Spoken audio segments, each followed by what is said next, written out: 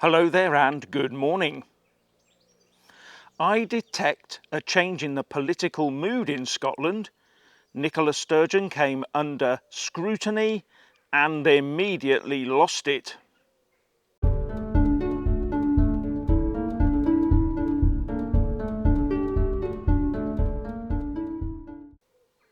As per usual, please like, subscribe and comment below.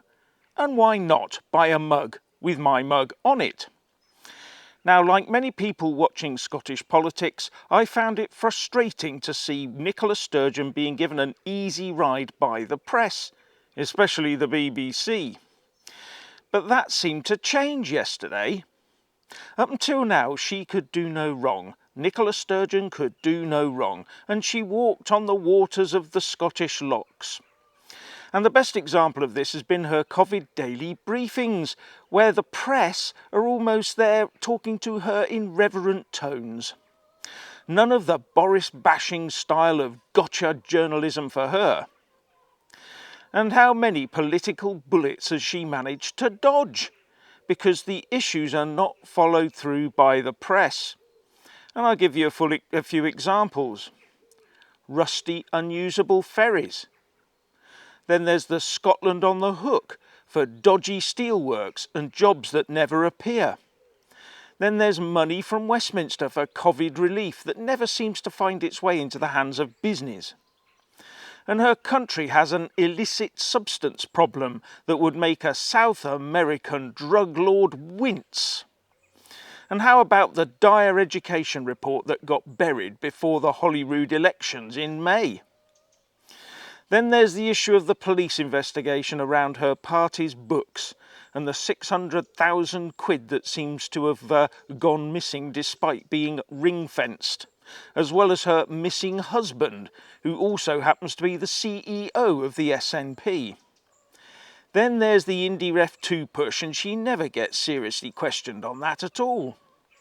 And even with her COVID policy, and when that seems to be failing, she was shown the red carpet by the press.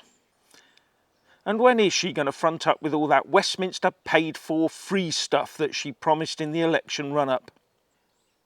But during yesterday's COVID-19 briefing, there was one legitimate question, and she lost it. On the back of her declaration to Holyrood that all 40 to 49-year-olds would be vaccinated by Monday, the press asked her the question and asked her why the milestone had been missed.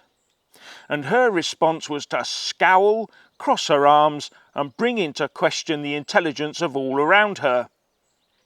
I kind of communicate at a level where I assume a certain level of intelligence on the part of people listening to me because I think that's justified, she snapped. And I assume a certain ability to attach context and common sense to what I'm saying.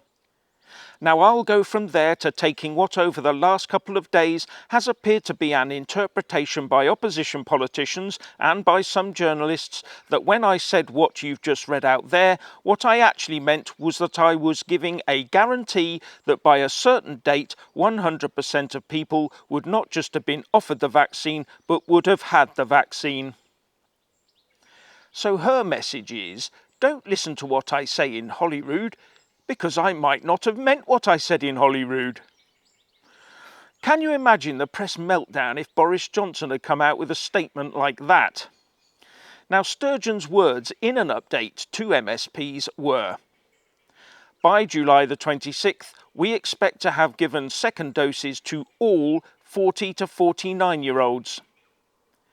Given means given, not offered.